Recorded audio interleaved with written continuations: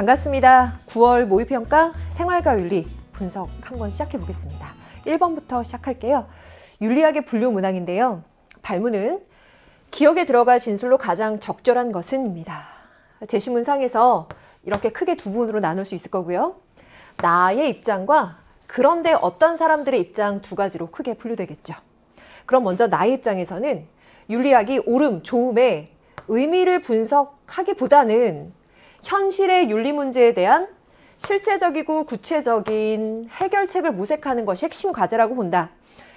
내가 윤리학의 핵심 과제로 보는 것은 현실 윤리의 해결책이니까 실천 윤리학적인 관점이 바로 나의 입장이겠다라고 정리가 됩니다. 그런데 어떤 사람은 세 번째 줄부터 보면요. 윤리학이 도덕 관행에 관한 사실들을 과학적으로 탐구하는 것, 그리고 설명하는 것을 핵심 과제로 삼아야 된다라고 주장한다. 어떤 사람들이 보는 핵심 과제는 이러한 유의 설명입니다. 이러한 설명은 기술과도 맞닿아 있겠죠. 그래서 기술 윤리학적인 관점이 후자에 나와 있는 입장입니다. 그렇다면 내가 보기에 기술 윤리학의 입장은 기억이라고 생각한다. 1번. 도덕 현상을 가치 중립적으로 기술하는 것이 필요함을 간과한다. 인데요. 옳지 않은 진술이겠죠.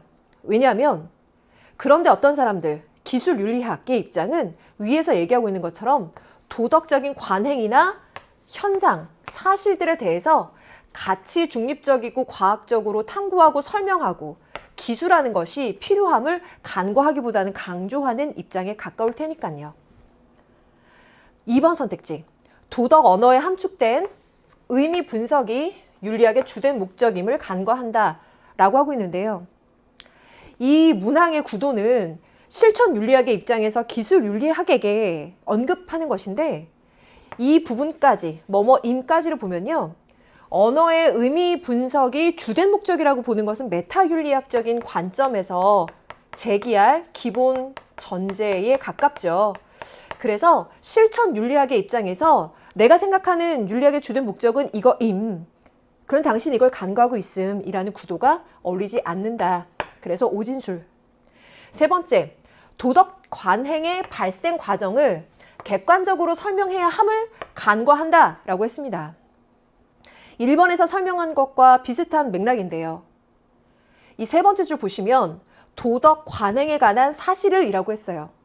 그래서 이 부분에 대해서 그 발생 과정을 객관적이고 과학적으로 탐구하고 설명하는 것을 기술 윤리학은 간과하지 않겠죠. 오진술. 네 번째, 도덕 추론을 위해서 어떠한 사실적인 지식도 필요하지 않음을 간과한다라고 하고 있는데요.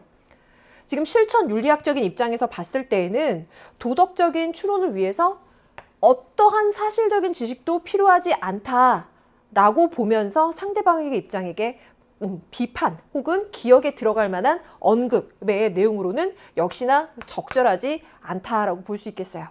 그래서 실천 윤리학적인 관점에서 옳고 그름에 대한 판단을 하고 그것에 대한 해결책을 모색하는 것을 핵심 과제로 삼되 그 기본적인 내용을 보자면 어떠한 사실적인 내용과 지식들을 토대로 해서 사실적인 판단을 토대로 해서 가치 판단으로 넘어갈 수 있는 것이기 때문에 어떠한 사실적 지식도 필요하지 않다라고 말하는 그 전제에는 어울리지 않습니다. 정답은 5번이겠는데요. 도덕 문제를 해결하기 위해서 실천적인 지침을 제공해야 한다라고 나는 생각해. 근데 당신들은 그걸 간과하고 있어. 이거죠. 제시문에 얘기했던 것처럼 해결책을 강조하고 있거든요. 그래서 실천적인 지침을 강조하고 있는데 당신들은 그 점을 간과한다라는 5번이 가장 적절하겠습니다. 헷갈리지 않고 차분하게 잘 푸셨길 바래요. 이렇게 해서 1번 스타트를 했습니다. 2번 문제 가보겠습니다.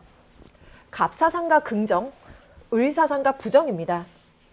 이렇게 동양 윤리가 두 입장이 나오면서 한 사람의 입장에서는 긍정이고 한 사람의 입장에서는 부정인 구도가 출제된 바가 있었죠. 이렇게 되면 형식상으로도 간단하지만은 않은 구도가 되거든요. 그럼 대개는 1번부터 5번까지를 보면서 10개의 경우의 수를 다 할 수도 있겠지만 가장 정확하게 정오를 판단할 수 있는 포인트는 이 문장이 어느 한 입장에게서 정확히 맞지 않는다면 제외시켜 주면서 문항을 풀어보는 것이 좋겠다라는 팁을 하나 드리고요. 갑과 을의 입장을 정리해 보겠습니다. 갑과 을에게서 이상적인 인간상이라고 제시될 수 있을 만한 키워드가 보여요. 근데 그 키워드에 대해서 어떤 점을 지향하고 있는지, 오히려 혹은 그런 점에 대해서는 지향하고 있는 것인지에 대한 맥락을 잘 살펴보시기를 조심스럽게 강조드리고 싶은데, 갑에서는요, 참된 사람이라고 하고 대가로 안에 진인이라고 적혀 있어요. 혹시 기억나세요? 성인, 지인, 진인, 천인, 신인, 이 정도 외워두는 거 추천합니다 라고 말했었죠. 기본적으로 도가의 입장에서 이상적인 인간상으로 제시하고 있는 단어인데요. 키워드만 보지 말고 그 단어에 대해서 어떤 맥락으로 이야기를 하는지 봐라 라고 제가 지금 말씀을 드렸으니 그 부분을 충실하게 볼게요. 모자란다고 억지 부리지도 않고 성공을 뽐내지도 않고 이를 도모하지도 않는 것이 참된 사람 진인이랍니다. 그럼 적어도 갑의 첫 번째 문장에서 이야기하고 있는 진인이라는 이상적 인간상은 인위적이거나 자기적이지 않은 무의자연의 흐름을 따르는 존재다 라는 점에서 진인의 지향점을 강조하고 있구나 라는 정도는 판단이 가능하네요. 도가가 맞겠습니다. 그리고 나서 중약 다음에 이로움과 해로움을 구별하는 자, 그건 군자가 아니야. 또 명예를 위해서 참된 자기를 잃어버리는 자, 그건 선비가 아니야 라고 했습니다. 그러니 만약 당신들이 군자나 선비와 같은 이상적인 인간상을 제시한다라고 하더라도 그 인간이 시비선악을 분별하거나 이로움과 해를 분별하거나 참된 자기를 잃어버리는 거, 나의 참된 본성을 실현하기보다는 그걸 잃어버리는 자라면 그거는 이상적인 인간이 아니라고 본다라는 맥락이겠죠. 그래서 갑번은 도가의 입장에서 이상적인 인간상과 그 반대의 입장을 좀 대조적으로 구성되어 있는 부분이다라고 볼 수 있겠습니다. 사상가라고 특정을 짓자면 장자의 입장일 거고요. 장자 4편의 대종사편 정도로 판단이 됩니다. 그럼 1번으로 가볼게요. 군자는 이상적인 인간상의 제시문 단어가 나왔는데 맥락을 살펴보죠. 의로움으로써 근본을 삼고 예로서 실천하며 공손한 몸가짐으로 표현하고 신의로서 이를 이룬다라고 했습니다.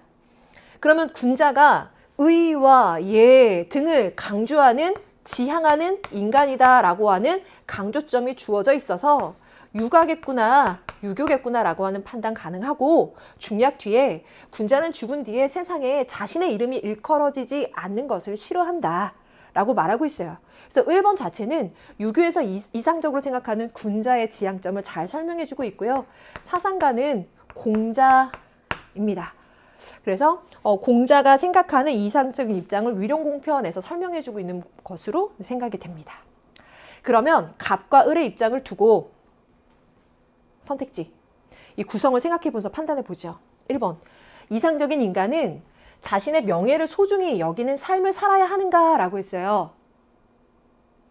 갑의 입장을 보니까 이 부분이요. 명예를 위해 참된 자기를 잃어버리는 자? 선비가 아니다 라고 했습니다. 그렇다면 적어도 이 도가, 장자의 입장에서는 명예를 소중히 여기는 삶이라고 하는 것은 장자가 꿈꾸는 이상적인 인간상 혹은 이상적인 삶과 거리가 멀다라고 볼 수 있지 않겠어요. 그래서 1번 선택지는 갑에게서는 노라고 해야 적당한 선택지입니다. 그러니 구도가 틀려버렸죠. 두 번째, 이상적인 인간은 시비를 판별하여 도를 따라야 하는가라고 했습니다. 갑에게서 도를 따른다 어울릴 수 있고요. 을에게서도 도를 따른다는 게 어울릴 수 있죠. 각각이 추구하는 도의 의미를 전제로 해본다면요. 다만 시비를 판단한다, 시비를 판별한다라고 하는 것은요. 위에서 얘기했던 것처럼 두 번째 줄 이로움과 해로움을 구별하는 것이라는 것과 일맥상통하잖아요. 그러니 갑이 이야기하는 이상적인 인간상은 시비선악을 초월하는 것이죠. 재물의 경지에 이른 자니까. 그래서 갑의 입장에게서는 도를 따른다라고 하더라도 시비를 판별해서라고 하는 것은 어울리지가 않는다는 거죠. 또 세 번째, 이상적인 인간은 하늘의 명을 도덕적 실천의 근거로 삼는가라고 얘기하고 있는데요. 지금 이 부분도 역시요. 하늘의 명, 천명이라고까지 밝히고 있는데 이것을 도덕적 실천의 근거로 삼는다라고 하는 것은 갑의 입장에서 보자면 무의자연의 도를 따르는 것이 옳을 것이고요. 을의 입장에서 보자면 천명을 도덕적 실천의 근거로 삼는 것이 어울릴 거예요. 그래서 3번은 오히려 이렇게 X, O가 바뀌어져 있는 구도. 적어도 특히나 유교에게서는 맞는 진술로 봐야 되는데 yes라고 할 수 있는 구도여서 이 x라고 하는 대답과 맞지 않는다. 그래서 1, 2, 3번이 기본적으로 다 빼지죠. 다음 화면 넘겨서 4번과 5번 보겠습니다. 4번은 이상적 인간은 수양을 통해서 백성의 편안함을 도모해야 하는가라고 했어요. 그러면 수기이 아닌이라고 하는 핵심적인 문구가 떠오르죠. 그러면 을의 입장에서는 yes란 말이에요. 그러니까 구도가 맞지 않아서 또 빼줄 수 있습니다. 그럼 5번. 이상적 인간은 모든 분별에서 벗어나 자연을 따르는 사람이냐라고 했어요. 앞에서 이야기했었던 2번 선택지요. 시비를 판별하는 것을 벗어난 게 갑의 입장이라면 같은 맥락으로 5번 모든 분별에서 벗어나 자연을 따르는 사람이 맞겠죠. 반면에 을의 입장에서는 또 마찬가지 내용인데요. 시비 선악에 대한 분별을 명확하게 해서 도덕적인 선을 지속적으로 실천하는 것이 을의 입장에는 어울릴 거예요. 모든 분별에서 벗어나야 된다라고 하는 것은 을의 지향점과는 맞지가 않겠죠. 그래서 OX라고 답할 수 있고 구도가 맞는 건 5번 선택지에 와서야 정답을 찾을 수가 있었어요. 자, 이렇게 해서 도가와 유교의 구도이고 OX를 하나하나 다 살펴봐야 되고 정답지가 5번에 있었기 때문에 또 의외로 첫 번째 페이지, 두 번째 문항에서 시간을 조금 할애했을 수 있을 것 같습니다. 3번 문항 가겠습니다. 다음을 주장한 사상가 입장만을 보기에서 고른 것은? 이라고 했습니다. 아마 이 문제를 보면서 이 사상도 꼼꼼하게 준비했었어야 됐나? 라는 불안감에 휩싸이는 수험생들도 있을 것 같은데요. 이 제시문과 선택지 구성 요소를 보면 이 사상을 출제하면서도 우리 수험생들이 당혹해하거나 너 이거 공부 안 했지? 이거 한번 맛 좀 봐. 이런 의도가 아니라 이 사상가 입장을 정확하게 보여주고 선택지와의 정합성을 보여주면서 이러한 학습 요소가 있다라고 하는 것에 우리를 접근하게끔 하는 그 의도가 느껴지지 않나요? 왜냐면요. 주어 자체에 배려윤리는 이라고 나는 배려윤리야 라고 입장을 밝히고 있어요. 명찰을 딱 걸고 시작하지 않나요? 그래서 배려윤리는 도덕적으로 정당할 수 있는 행동이 보편화 가능한 행동이어야 한다라는 것을 거부한다. 어떤 보편적인 법칙, 정의와 같은 그 보편화 가능한 행동이다라고 하는 것보다는 지향하는 점은 두 번째 줄부터 우리가 누군지, 누구와 어떤 관계를 맺고 있는지, 또 어떤 상황에 놓여 있는지를 고려해야 되고 배려윤리는 그런 점에서 관계윤리고 그 배려의 관계는 배려자의 노력에 피배려자가 응답할 때 완성된다. 그래서 이 상대 배려받는 사람이 어떠한 배려가 필요한지에 대해서 내가 생각하고 그것을 표현했을 때 상대방이 그것에 응답했을 때 완성된다라고 보는 배려윤리의 핵심적인 입장을 잘 서술해주고 있거든요. 그렇다면 여기서 중요한 건요. 자, 이 관계와 상황과 이 두 당사자 간의 응답의 관계를 생각해 본다면 지읒 선택지를 먼저 보시죠. 배려는 배려자와 피배려자의 관계에서요. 그 구체적인 상황에서요. 상호작용에서 이루어진다라는 거예요. 그렇죠? 그 관계 속에서 노력에 대해서 응답할 때 이루어지는 것이니 상호작용에서 이루어진다라고 하는 것이 아주 적절하게 정진술로 판단이 되죠. 지읒번은 꼭 들어가야 되는 내용이 되겠습니다. 그리고 기억번을 보실까요? 구체적인 맥락에 근거해서 도덕적인 의사결정을 내려야 된다라고 했어요. 제가 위에 얘기했던 것처럼 구체적인 상황과 관계를 중시하고 있죠. 그것은 어떤 보편적인 원리 자체라기보다는 구체적인 상황에서의 맥락, 거기에서의 관계, 자연스러운 감정과 공감 등을 중시한다는 거거든요. 그래서 기억 선택지도 정진술이라는 걸 알 수 있어요. 그러면 기억과 디귿이 정답이겠다. 2번이 확인이 됩니다. 여기에서 오진수를 확인해 보면서 더욱더 정답에 자신감을 가져보죠. 니은 선택지 보시죠. 도덕적인 의무감과 법칙이 도덕행위의 기반이 되어야 된다. 그리고 리을 선택지, 정의와 권리의 기초에 해야 된다 라고 한 거예요. 이 니은과 리을에 들어가 있는 내용은 배려윤리의 입장에서 보자면 반대편이라고 표현을 해보죠. 정의윤리라고 해서 이성적이고 합리적인 사고, 그래서 어떤 것이 정의와 권리를 판단하는 것이 옳은지 그것들을 판단하고 실천하는 것. 그래서 의무감과 법칙을 중시하는 입장들, 이것을 강조하는 것이 정의윤리의 입장인데요. 배려윤리는 그거보다는 지금 설명하고 있었던 구체적인 맥락, 상황, 관계 등을 강조하는 입장입니다. 그래서 니은과 리을이 맞지 않다라고 하는 것을 또 같은 맥락에서 생각해 볼 수가 있었습니다. 그리고 중요한 거, 리을번에 공감과 책임이 아닌이라고 했는데 배려율 입장에선 공감과 책임을 중요하게 생각하겠죠. 그래서 2번이 맞는 것이다 라는 것을 자신 있게 확인할 수 있었습니다. 그래서 이렇게 만약 내가 평소에 기출문제에서 혹은 이 최근에 문항들에서 많이 보지 못한 문항들이다, 좀 새로운 경향이 있다 라고 한다면요, 제시문의 단서, 그리고 제시문과 선택지에 연결되어 있는 연계성, 정합성을 놓치지 말아야지. 그것이 어딘가에는 분명히 정답으로 가는 길을 만들어 놓았을 거야. 그 설계를 난 따라가야지 라는 그런 생각을 꼭 하시길 바라요. 4번 가겠습니다. 다음을 주장한 사상가 입장에서 사례 속 A에게 제시할 조언으로 가장 적절한 것은, 제시문의 공리의 원리, 모든 행위에 관해 그것이 우리 행복을 증진하느냐 혹은 감소하느냐에 따라서 좋다거나 나쁘다고 평가하는 원리다. 쾌락과 고통은 강도, 지속성, 확실성 등을 기준으로 오직 양으로만 계산될 수 있다. 공리의 원리를 이야기하면서도 양적 공리주의의 입장을 얘기하고 있으니까 벤담의 제시문이라는 것을 잘 판단하셨을 거고, 사례로 가보니까 로봇 개발자인 A가 인공지능 로봇 제작을 의뢰를 받았습니다. A는 인공지능 로봇이 사람을 대신해서 유용한 일을 할 수는 있지만 범죄나 전쟁 등과 같은 유해한 일에 악용될 수도 있기 때문에 이 로봇을 개발할지 고민을 하고 있어요. 이런 도덕적 딜레마 상황 속에 있는 A에게 벤담이라면 어떠한 조언이 가능할까요? 라고 하면요, 제시문에도 분명히 그 기본적인 입장이 아주 잘 들어가 있는데요. 1번 선택지처럼 만약 당시 로봇 개발을 하게 됐을 때 그 결과 해악과 편익의 총합을 한번 계산해 보세요. 그래서 많은 양의 쾌락이 도출되는지 한번 판단해 보세요 를 얘기하는 것이 맞는 진술이겠죠. 그래서 1번을 정답으로 잘 도출하셨을 거라고 봐요.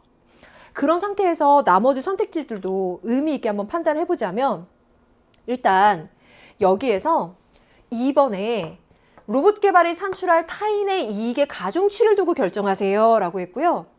또 반면에 5번 선택지를 한번 봐봐요. 당신에게 가져올 이익만을 고려하세요 라고 했어요. 2번과 5번의 내용을 보면요, 벤담이 이야기하는 이 공리의 원리, 그 적용을 제대로 설명해 주지 못하고 있죠.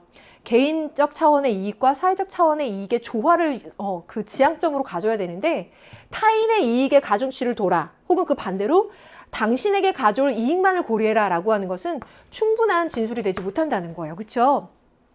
그 다음 3번 선택지는 질적 차이를 고려해라 라고 했으니 오직 양으로만 계산될 수 있다 라고 하는 벤담의 입장에 맞지 않으니까 빼줄 수 있었죠. 그리고 이 모든 논의가 공리주의가 내 경험적 결과의 유용성을 판단하는 거죠. 이 결과가 매우 중요한데요, 결과와 무관하게 라고 했으니 역시 맞지 않는 진술이 되겠죠.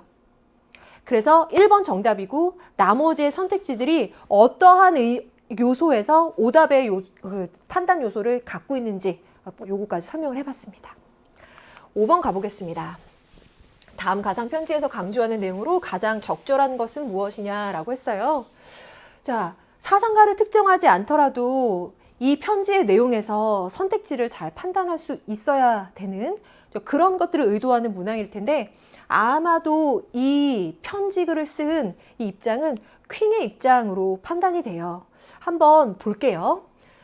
친애하는 누구누구에게 지난 편지에서 자네는 나에게 종교 간의 갈등을 극복할 수 있는 방안에 대해서 물었지? 그에 대한 나의 의견을 전하고자 해. 우선 모든 종교는 자신의 실수와 과오의 역사를 비판적인 시각으로 성찰해야 돼. 다른 견해에 대한 정당한 비판은 오로지 단호한 자아 비판이라는 바탕 위에서만 가능해.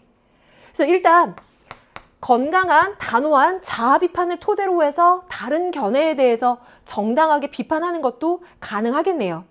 그러면 선택지 하나하나 연결시키는 거 보여드리면서 문풀 해볼게요. 지금 읽은 이 내용이요, 3번 선택지랑 연결됩니다.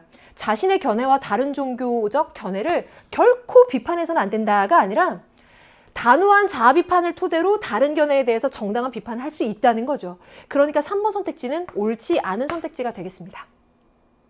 그럼 다시 제가 가리키는 이 부분으로 가볼게요. 다음으로 각 종교는 서로의 고유한 특성을 인정해야 되고 종교적인 이해와 협력을 추구해야 돼 라고 했어요. 그렇다면 2번 선택지에서 종교 간의 평화를 위해서 자신의 종교적 정체성을 포기해야 해 라고 하는 것 역시도 어울리지가 않겠죠. 고유한 특성을 인정해라 서로 라고 한다고 말했으니까요. 나의 것도 인정하고 상대방의 것도 인정해야 되겠죠. 그럼 다시 이 부분이요. 그렇다고 해서 하나의 보편 종교를 요청해서는 안 돼. 하나의 보편 종교를 요청한다라고 하는 것은 1번 선택지처럼 세계 평화를 위해서 다양한 종교를 단일 종교로 통합해야 된다라는 것이 아니라는 걸 또 역시 알려줍니다. 그쵸? 그래서 이 1, 2, 3번 선택지가 모두 맞지 않네요. 그럼 4번으로 전환을 시켜서 화면 또 보겠습니다. 이 부분이요. 마지막으로 종교 간 대화가 필요해. 종교 사이의 평화를 배제하고서는 국가 사이 어떤 평화도 불가능하고 종교 사이의 대화를 배제하고서는 종교 사이 어떤 평화도 불가능하며 내 이웃의 종교를 이해하지 않고서는 종교 사이 어떤 대화도 불가능해. 그래서 이 대화를 강조해주고 있어요. 그렇다면 4번에서처럼 종교 간의 대화를 위해 타 종교에 대한 이해와 존중이 요청된다라고 하는 것이 맞는 진술이라는 걸 알 수가 있네요. 그렇다면 4번이 정답이겠고요. 5번을 보면 종교 간의 평화는 국가 간 평화를 실현하기 위한 전제 조건이 아니다라고 했는데요. 지금 보니까 이 국가 간의 평화를 위해서는요. 이 부분이요. 국가 사이의 평화를 위해서는 이 종교 사이의 평화라고 하는 것이 꼭 필요하다는 걸 알 수가 있었죠. 그래서 틀리다는 거. 정답 4번이었습니다. 잘 푸셨죠? 좋습니다. 그럼 이제 첫 번째 페이지 정리하고 두 번째 페이지 가보겠습니다. 가나 사상의 입장으로 적절하지 않은 것을 묻고 있습니다. 가와 나 사상 정도를 파악하시면 되겠는데요. 가번은 죽은 자를 위해 슬픔을 다해서 신중하게 장례를 치르고 먼 조상의 제사에도 예로서 추모한다면 백성들의 덕이 두터운 곳으로 돌아갈 것이다 라고 했어요. 삶과 죽음의 윤리 단원 중에서도 동양사상 중에서도 이 애도의 예를 강조하는 것은 유교적인 입장 맞죠 여러분? 그럼 나번 갑니다. 사물에는 생멸의 정황이 있으나 이는 마음이 드러난 것일 뿐 생견함이 없는 까닭에 소멸할 것도 없어. 이를 알면 생사와 열반이 평등하다는 경계에 이를 것이야.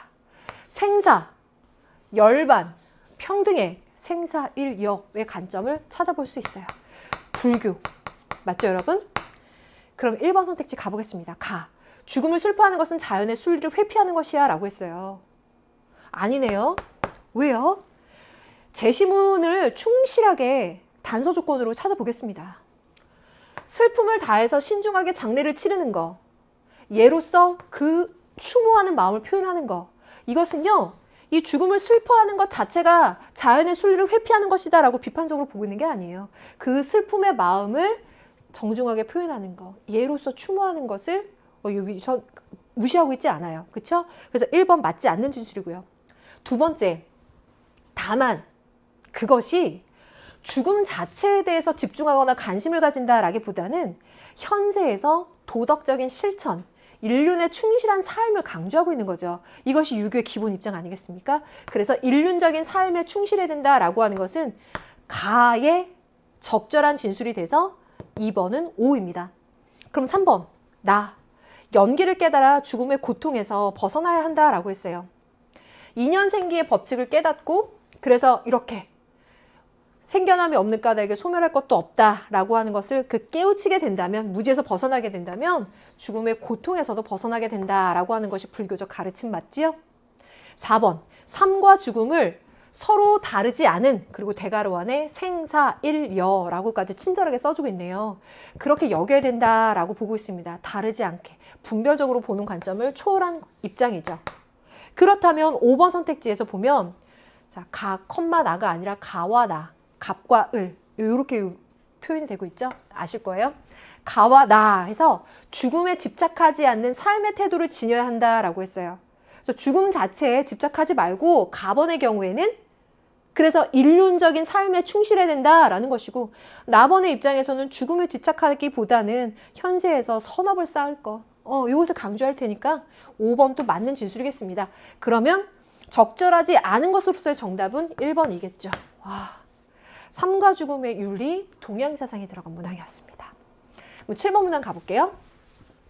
갑이 을에게 제기할 수 있는 비판으로 가장 적절한 것은 무엇입니까? 라고 하고 있어요. 자, 갑이 을에게 비판을 제기합니다. 과학윤리, 과학자의 책임 문제를 얘기하고 있는데요. 갑번, 과학자 집단에 필요한 것은 자연적 사실을 규명하는 과정에서의 내적 책임뿐이다. 과학자 집단의 외적 책임을 부과하면 연구의 범위가 확대되기 어렵다.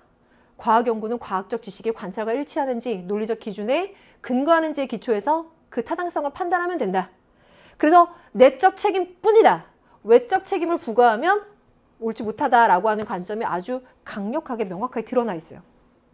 1번 제시문은 과학적 집단에는 내적 책임뿐만 아니라 외적 책임이 필요하다. 이렇게 두 가지식으로 얘기해 주니까 엄청 좋은데요. 네. 과학 연구에는 연구자의 과거 경험, 지식, 사회적 기대가 반영되기 때문에 가치가 개입된다. 따라서 과학자 집단은 자신의 과학 연구를 비판적으로 성찰하고 해로운 결과가 예측되는 연구에 대해서 책임 있는 행동을 보여야 된다라고 했습니다. 그렇다면 내적 책임뿐이다 라고 보는 갑이 외적 책임도 필요하다라고 보는 을에게 어떤 비판을 제기할 수 있을까? 1번, 연구 대상 선정과 결과 활용에 가치가 반영된다는 것을 간과한다.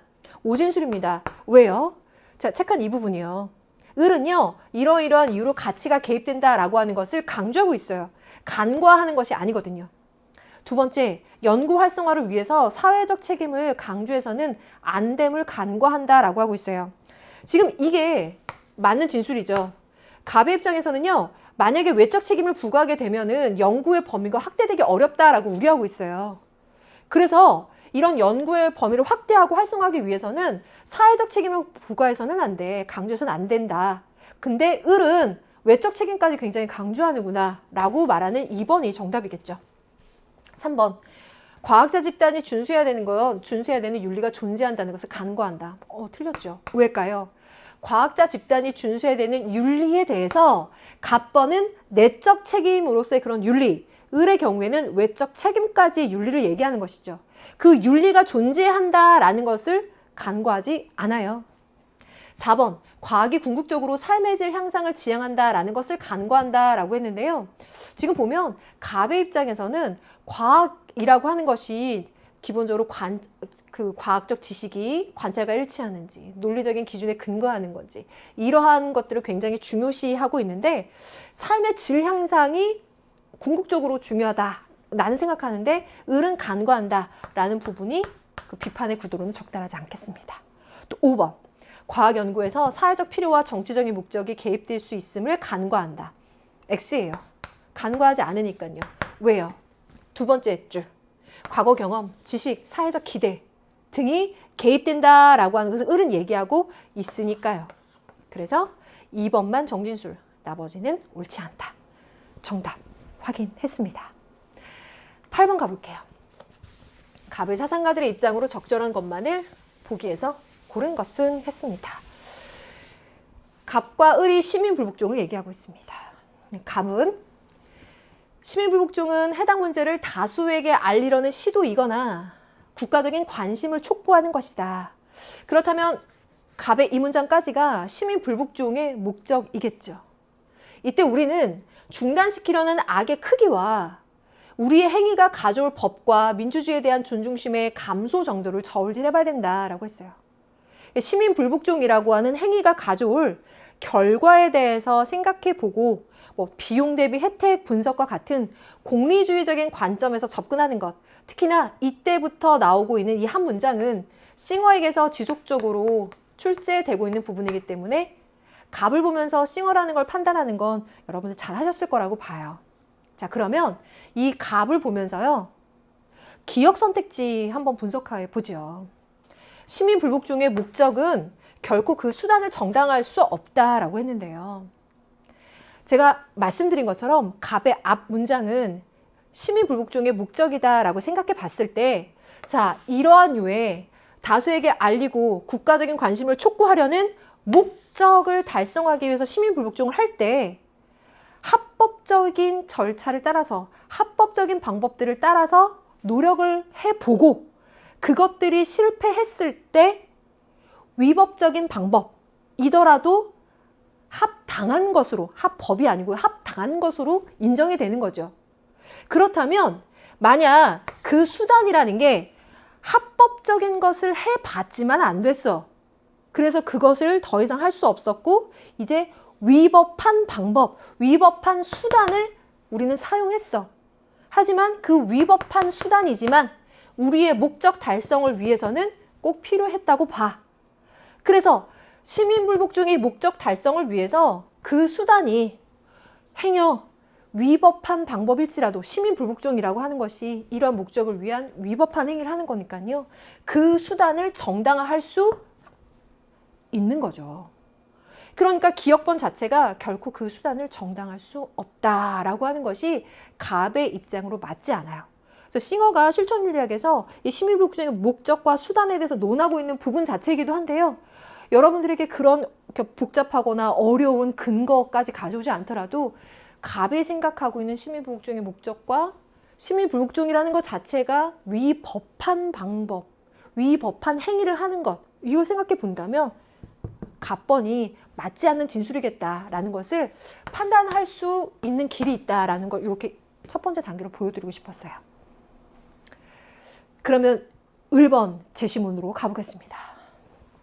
시민불복종은 정치적인 다수자로 하여금 공통된 정의감에 비추어 소수자의 합당한 요구에 대한 숙고를 강요한다. 이는 헌법과 사회제도 일반을 규제하는 정의의 원칙들에 의해 지도되고 정당화되기에 정치적인 행위가 된다라고 했어요. 공통된 정의감이라고 하는 핵심적인 단어가 들어가서 롤스라는 거 그래도 알 수 있었는데요. 지금까지 지속적으로 반복적으로 출제되었었던 좀 키워드가 좀 반복적이었던 것과는 그래도 좀 달리 이러한 문장들을 좀 충실하게 읽어볼 수 있는 좋은 기회가 되지 않았나 싶어요. 그래서 롤스가 생각하기에는 헌법과 사회제도 일반을 규제하는 정의의 원칙들에 의해서 지도되고 정당화되기에 정치적인 행위가 된다라고 말하고 있는데요. 이러한 관점에서 니은번 을을 보시면 합법적인 민주적 권위예요. 하지만 그것에 대해서 만약에 합법적인 민주적 권위이지만 만약에 그것이 정의의 원칙을 심각하게 훼손하는 어떤 제도나 정책들을 갖고 있다면 거기에 대해서 시민불복종이 일어나는 것은 가능하겠죠. 그래서 시민불복종이 가능하냐 안 하냐라고 했을 때 합법적이고 민주적인 권위라고 할지라도 그것이 어떤 이 민주사회의 정의 원칙에 좀 훼손되는 어떤 행위가 있을 때 우리는 오히려 더 민주적인 사회를 만들기 위해서 정의로운 사회를 만들기 위해서 시민불복종이 가능하다라고 볼 수 있다는 거. 그래서 두 번째 니은 선택지는 정진술이에요. 디귿번 다수의 정의감이 상실될 때 시민불복종은 반드시 요청된다라고 했는데요. 시민불복종이라고 하는 것이 요청되는지 안 되는지의 판단 근거는 공통된 정의감에 비추는 것이죠. 그렇다면 공통된 정의감과 다수의 정의감이 정확히 있을 때 그것에 근거해서 이 시민불복종이 요청되느냐 아니냐를 판단해야 되는데 다수의 정의감이 상실될 때라고 했으니 시민불복종이 요청되는지 안 되는지 이것이 정당한지 아닌지에 대한 판단 근거가 없어지는 것이죠. 그렇다면 디귿 선택지는 롤스의 입장으로 맞지 않는 것이에요. 그래서 디귿번을 빼줄 수가 있습니다. 리을번 갑과 을. 시민불복종이 가져올 효과를 신중하게 고려해야 돼. 갑의 제시문도 이 내용을 그대로 받아주고 있죠. 시민불복종이 일어났을 때 그것이 어떠한 악을 중단을 시켜줄까? 또 그럼에도 불구하고 민주주의에 대한 존중의 감소도 올 수 있지 않을까. 하지만 어떻게 하는 것이 더 효과적일까에 대한 결과를 고려해 봐야 되겠죠. 또 을의 경우에도 시민 불복종이라고 하는 것이 이 시민사회 구성원들이 보편적으로 합리적으로 이해할 수 있는 것, 함께 할 수 있는 것들로 설계가 되어서 그것들이 만약 실패하게 됐을 때 너무나 명확 가난하게 실패하게 돼서 시민사회에 가져올 불행을 초래하게 되는 거, 이런 것들은 좀 피할 수 있어야 된다라고, 그래서 신중하게 설계되어야 된다라고 하는 것은 을에게서도 나오는 언급이죠. 그러니까 리을번은 두 사상가에게서 모두 맞는 진술입니다. 그래서 정답은 니은과 리을이 들어간 4번 선택지가 되겠고요. 기역 먼저 제외해 주시고 디귿번도 제외해 주시면서 니은, 리을이 정답인 거를 재확인할 수 있는 그런 설명을 한번 드려봤어요. 그럼 9번 가보겠습니다. 다음 토론의 핵심 쟁점으로 가장 적절한 것은 무엇입니까? 라고 했는데요. 제시문 꼼꼼히 읽으면서 문제를 풀어봤거든요. 이 문제도 역시나 정답이 좀 뒤쪽으로 가 있어요. 네, 그래서 정석대로 풀면 시간이 좀 듭니다. 근데 풀고 나서 딱 얘기해 볼 수 있는 건요. 그럼 이렇게 역주행해 볼게요. 풀고 나서 보면 갑에게서는 복제 배아를 보고 인간이라고 말할 수는 없습니다. 이게 갑의 입장이고요. 을의 입장은 복제 배아는 인간으로서의 지위를 지닌다고 봐야 됩니다. 그래서 이게 딱 핵심 쟁점화된 것입니다. 그래서 이 부분이 정답이에요. 복제 배아는 인간으로서의 지위를 지닌다고 간주해야 되냐? 그러면 갑의 경우에는 말할 수 없습니다. 을의 경우에는 지닌다고 봐야 됩니다. 그래서 이 부분이 핵심 쟁점이 됩니다. 역주행이라고 그랬어요. 그럼 정주행을 또 해볼게요. 1번 선택지에서부터 보면 유전적 특성, 어떤 목적을 위해서 만들어지느냐라고 했는데요. 하나하나 짚어보면요. 복제 배아는 줄기세포 추출을 위해서 인공적으로 복제한 배아입니다. 라고 했어요. 그래서 그 줄기세포 추출이라고 하는 것이 목적이 돼요. 그래서 2번에서처럼 특정 목적을 위해서 만들어지냐, 둘 다 예스라고 하는 것이 적절하죠. 그리고 나서 난치병 치료에 도움을 줍니다. 1번도 난치병 치료에 도움을 줄 수 있지만 이라고 했어요. 선택지 화면으로 가보면 그런 의미에서 봤을 때 이 3번 난치병 치료에 도움을 줄 수 있겠습니까? 라고 하는 것도 두 사람 다 공동적이죠. 그리고 다시 재시문 화면.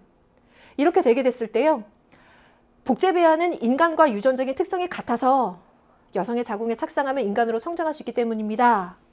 또 갑번이 유전적 특성이 같은 복제 배아가 라고 했잖아요.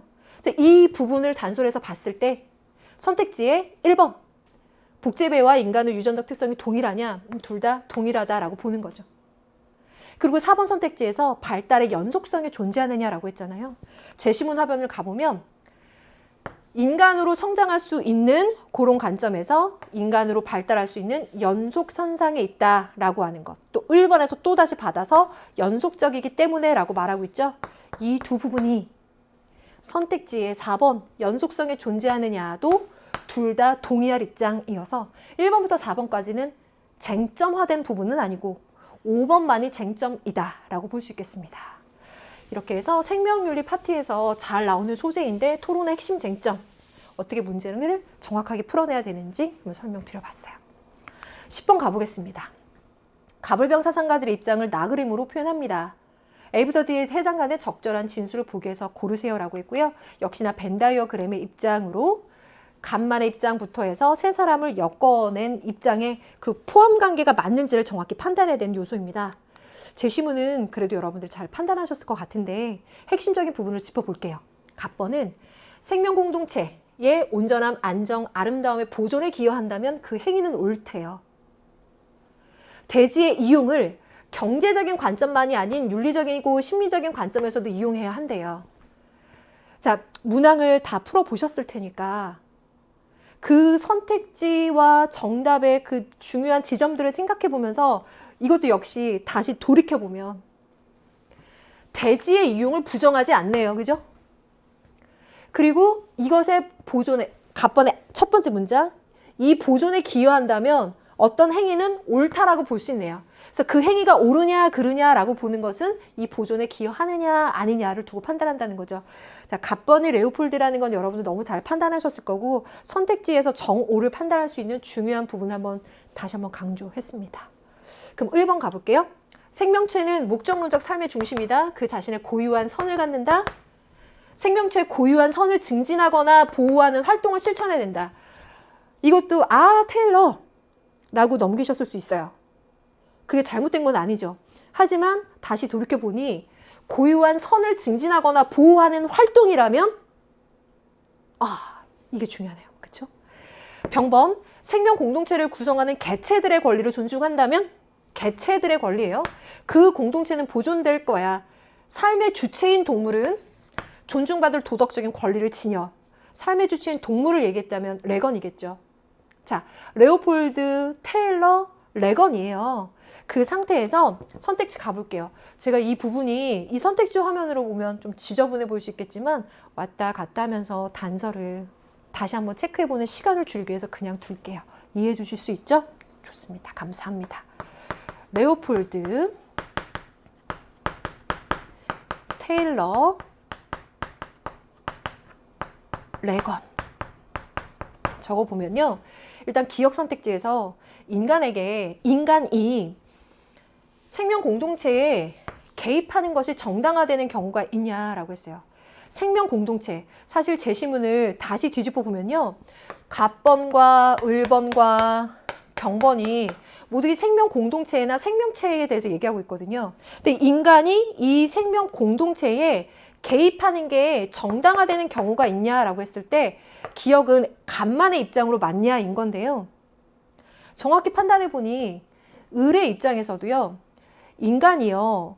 이 생명 공동체에 대해서 불침해나 불간섭해야 된다라고 하는 윤리적 원칙을 분명 강조하고 있으나 만약에 그 인간이 생명체 혹은 그 생명체의 고유한 선을 증진하거나 보호하는 차원에서 생명체에 간섭하는 행위가 있을 때 그래서 그 간섭하는 행위가 그 생명체의 어떤 영구적인 상실을 가져오지 않고 그 생명체들의 확실한 이익을 가져올 수 있다라고 하는 제한 조건이 충족될 때에는 이 생명 공동체에 대한 혹은 생명체에 대한 인간의 간섭 활동이 옳은 것으로 판단될 수가 있죠.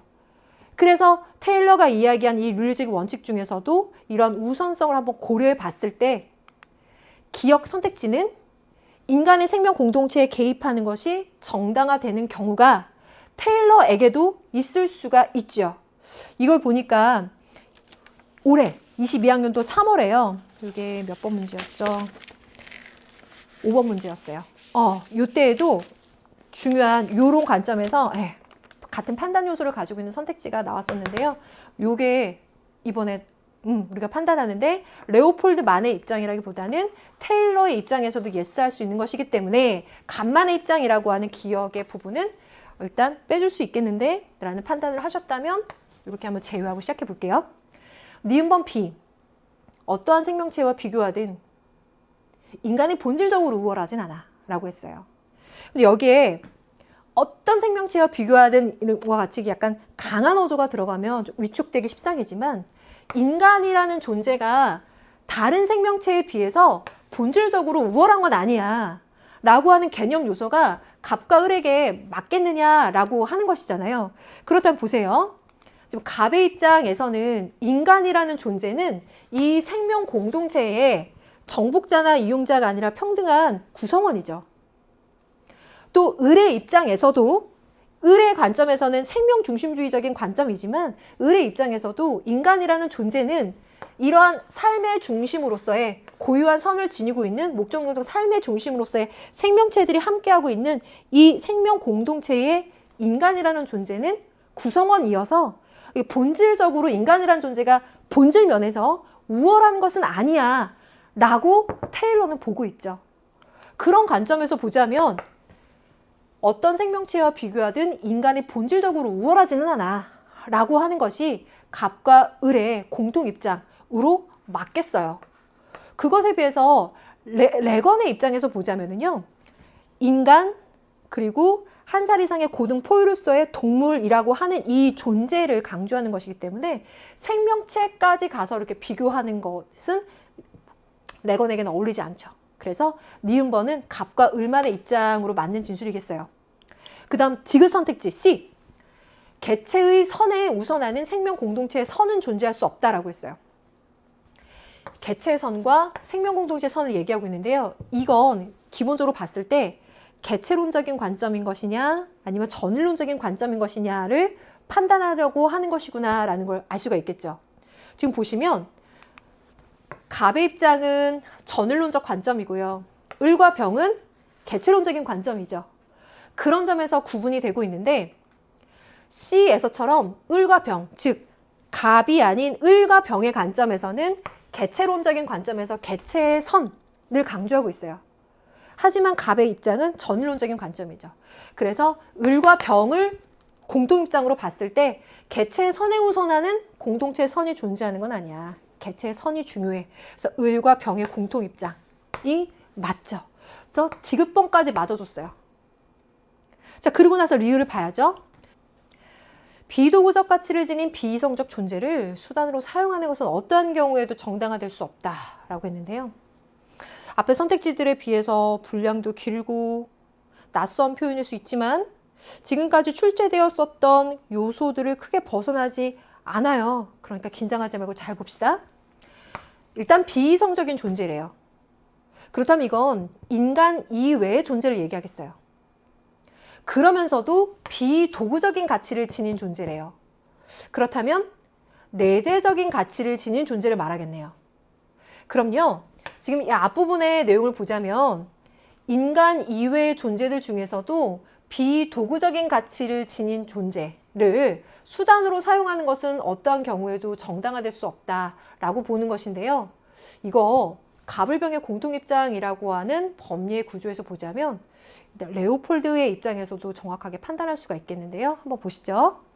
레오폴드는요, 지금 생태 중심주의의 관점에서 제시문에서 보자면 인간 이외의 존재지만 비도구적인 가치를 지닌 이 생태 전체를 만약에 보자면 그 생태 혹은 대지의 이용을 어떠한 경우에도 정당화되지 않는다라고 본다기보다는 윤리적이고 심리적인 관점에서도 검토해야 된다라는 걸 얘기하고 있죠. 그래서 이러한 것들을 깨지 않는다면, 온전성, 안전성, 신미성을 깨지 않는다면, 보존에 기여한다면 그 행위는 옳고, 경제적 관점만이 아니라 이러한 관점에서도 검토한다면 대지를 이용할 수도 있어 라고 보는 관점이란 말이에요. 그렇다면 갑의 입장에서 봤을 때 비이성적인 존재지만 비도구적인 가치를 가지고 있는 존재를 수단으로 사용하는 게 어떠한 경우에도 정당화될 수 없다라고 하는 것은 일단 이 구도에서 깨지게 되죠. 그래서 디귿번을 뺄 수가 있겠습니다. 그래서 니은과 디귿이 맞고 리을 빼줘야 되는 구도를 생각해 보면 3번이 옳은 것으로서 정답이 되겠습니다. 11번 가보겠습니다. 다음을 주장한 사상가 입장으로 적절하지 않은 것이 무엇이냐라고 했는데요. 청렴과 목민 간의 핵심 요소를 보니 정약용 선생의 제시문이다라고 하는 것은 아마 잘 알 수 있었을 거예요. 정약용 문항 자체가 우리 입장에서 문항을 풀 때는 참 쉽다라고 할 수 있겠지만 이 문항의 입장에서 봤을 때 굉장히 중요한 메시지를 전달하고 있는 분인데 이걸 어떻게 좀 더 이 수능 문항으로 이 학생들한테 보여줄까? 이건 좀 고민의 요소인 것 같아요. 그런 의미에서 봤을 때 이번 문항은 선택지가 좀 더 난도가 높아진 느낌이 들지 않나요? 한번 같이 보시죠.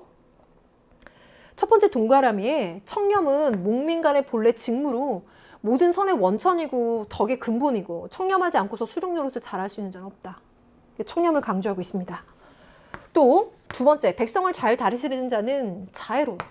자유롭고자 하는 자는 반드시 청렴해야 되고 청렴하고자 하는 자는 절약을 해야 돼. 그래서 이 청렴과 절약에 대해서도 얘기하고 있고 따라서 절용은 목민간의 가장 중요한 임무다라고 얘기하고 있는데요. 이 정약용 선생은 실학이라고 얘기하지만 그 큰 관점에서 큰 줄기에서 유교라고 하는 관점에서 보자면 이 청렴을 실천한다라고 하는 것은 유교가 지향하는 기본 동목 인의예지를 구현하는 바탕이 된다라고 하는 것은 맞는 진술이겠죠. 또 두 번째, 올바른 공무 수행을 위해서 사치, 낭비, 탐욕을 없애야 된다라고 했는데요. 이 부분은 절약해야 되고 절용해야 된다라고 하는 것과 일맥상통하죠. 맞는 진술. 세 번째, 공직자는 절용을 백성 통치의 유일한 실천 방향으로 삼아야 된다라고 했어요. 제시문을 보면 이 워낙 절용이라고 하는 것을 강조하고 있어요. 절용은 목민간의 가장 중요한 임무이다. 그러므로 라고까지 하면서 결론을 내고 있으니 3번 선택지가 그래도 좀 매력 있어 보이긴 하지만요. 이 중요한 임무기는 하나 백성 통치를 하는 데 있어서 유일한 실천 방안이겠는가? 그렇지는 않죠. 자애롭고 청렴해야 되고 절약해야 되는 여러 항목들이 있어요. 그래서 절용만이 유일한 실천 방안으로서 이 통치에 있는 것이다 라고 보는 것은 맞지 않는 진술이어서 3번이 정답이겠죠. 4번 공직자의 절용 실천은 애민정신의 실현을 목적으로 한다 라고 했어요. 그렇죠. 맨 마지막에 목민간의 가장 중요한 임무로서 절용을 얘기하는 것은 애민을 실천하기 위한 것이죠. 맞습니다. 5번째, 이렇게 공직자가 청렴과 절용을 실천하는 것은 무엇과 연결됩니까? 안정된 사회를 조성하는 것에 연결되겠죠. 그래서 모두 맞는 진술이고 3번이 옳지 않은 것으로서 정답입니다. 정약용 선생의 문항을 만나봤습니다. 12번 가볼게요. 갑을병 사상가들의 입장으로 가장 적절한 것은 무엇입니까? 라고 했습니다. 문항 보면서 와, 교정적 정의가 19번 마지막 페이지가 아니고 세 번째 페이지로 들어왔다. 3원형 비판형이 아니다. 이런 생각을 하면서 좀 반갑게 봤네요. 갑번을 보니 형벌은 동등성의 원리에 따라서 내려져야 되고 사형은 살인에 대한 최상의 균형자고 이는 정의가 선언적으로 정초된 보편적인 법칙들에 따라 의혹하는 바이다. 이건 요소가 모두 칸트의 입장을 정확하게 설명해주고 있어서 잘 판단하셨을 것 같아요. 그럼 1번은 누구의 입장일까요? 형벌은 시민의 이익을 위해서 집행되어야 되고 사형은 정말로 유용하고 정당한가? 사형은 국가가 유용하다고 판단한 경우 한 사람의 시민에 대해서 벌이는 전쟁이야. 그래서 이 사형이라고 하는 것에 대해서 대체해야 되는 형벌, 종신노역형을 강조하는 베카리아 입장이거든요. 그래서 이 1번 제시문 보면 베카리아 하면 종신노역형과 같은 키워드가 전형적으로 들어갔던 요소가 아니어서 매력있죠. 병번, 형벌은 사회에 해악을 끼치는 모든 위법행위를 막는 것에 목적을 둬. 형벌의 가치는 어떤 경우에도 위법행위에 얻는 이득의 가치를 능가하기에 충분해야 돼. 자, 이 문구 자체가 공리주의적인 관점에서 벤담이 형벌의 정당성을 판단하는 요소입니다. 자, 선택지 요소들을 판단해 볼게요. 1번. 살인범은 살인을 의혹한 자야. 그쵸? 우리 이거 많이 봤었죠? 형벌을 의혹할 것이냐, 아니면 범죄를 의혹한 것이냐라고 했을 때 범죄 행위를 의혹하는 것. 맞아요. 어떠한 인격성도 지닐 수 없다.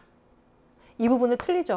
왜냐하면 칸트의 입장에서 봤을 때 이 살인범이 이 살인행위를 저지름으로써 어떤 시민적인 인격성은 상실이 되는 것이겠지만 인간이 갖고 있는 생득적인 인격성 자체는 상실되는 게 아니거든요. 그렇기 때문에 그러한 범죄자, 살인범을 그래도 그 생득적인 인격성을 그래도 갖고 있는 그 살인범을 오히려 인격적으로 대우해 주는 것은 그의 행위에 응당한 동등성의 원리에 따라 책임을 묻게 하는 것입니다. 그래서 1번 선택지는 맞지 않는 것입니다. 2번, 일반 시민이 법을 두려워하지 않도록 형벌을 집행해야 된다라고 했어요. 이런 선택지가 좀 새롭기도 하고 법을 두려워하지 않는다라고 하는 것을 만약에 각각의 수험생들이 자신의 주관의 논리대로 판단하게 된다면 이게 좀 오히려 어려웠을 수도 있는데요. X입니다. 이 부분을 제가 정확한 문구로 한번 참고 파일이라고 생각하고 한번 들어봐 주세요. 이걸 자료로까지 준비할 수 있는 시간적 여유는 되지 않았지만 근거는 한번 읽어봐 드릴게요. 국민들이 법률을 두려워하되 오직 법률만을 두려워하도록 하라. 법률을 두려워하는 것은 바람직하지만 다른 인간들을 두려워하게 하는 것은 온갖 범죄의 원천이 된다라고 베카리아가 말하고 있어요. 그런 점에서 봤을 때 법을 두려워하지 않도록이라고 하는 것은 맞지 않는 얘기죠. 네. 세 번째, 공동체의 해악을 방지한다면 형벌 그 자체는 악이 아니다라고 했는데요. 벤담, 즉 공리주의의 입장, 또 쾌락과 고통에 따라서 선과 악을 판단하는 이 기본 전제를 봤을 때 형벌은요, 고통을 유발하기 때문에 그 자체가 악이 되는 것이죠. 그러니까 형벌 그 자체는 악입니다. 그것이 어떠한 요건에 해서 아니다라고 판단할 수 있는 요소는 맞지 않죠. 네 번째, 갑과 을. 공적 정의는 만인의 행복에 영향을 미치는 방식일 뿐이다 라고 했는데요. 특히 이 갑과 을의 구도에서 칸트를 생각해 본다면 공적 정의, 공적 차원의 정의라고 하는 것은 그 범죄자의 이익, 오는 그 선을 추구하는 것과는 관련이 없어야 되는 것이죠. 그러니 만인의 행복에 영향을 미치는 방식일 뿐이라고 공적 정의를 논의하는 것은 맞지 않는 진술이겠습니다. 더구나 갑과 을이라고 했으니 맞지 않죠. 자, 그럼 5번까지 가야 되네요. 을과 병의 구도예요. 범죄자에게 가능한 한 적은 고통을 주는 동시에 범죄 억지력을 갖는다라고 하면요. 고통은 줄여주지만 억지력이 커. 굉장히 효용성 있고 유용성 있는 형벌인 거죠. 그러니까 두 사람의 공통 분모, 공리주의적인 관점에서 판단해 봤을 때에도 5번 선택지에서 얘기하고 있는 것은 형벌로서의 정당성을 갖느냐를 판단할 때 이 유용성과 그 효용성을 판단할 수 있는 중요한 요소를 잘 적어주고 있습니다. 그래서 12번의 정답은 5번 되겠습니다. 13번. 그림의 강연자가 지지할 입장만을 보기에서 있는 대로 고른 것은 이라고 했는데요. 진멜의 입장이죠. 사상가를 특정하지 않는다라고 하더라도 선택지를 판단할 수 있는 충분한 양이 들어가 있어요. 이거요. 제시문과 선택지 제가 다 연결시켜서 보여드릴 거거든요. 그래도 가장 확실한 부분을 두 가지로 한번 설명드려 볼게요. 이 제시문의 내용이 굉장히 다 논리적으로 연결되어 있는 거여서 어떤 한 문장만 딱 가지고 혹시 오해를 하면 안 돼요. 그래서 싹 다 잘 정리된 거니까 잘 읽어보시되 중요한 건요.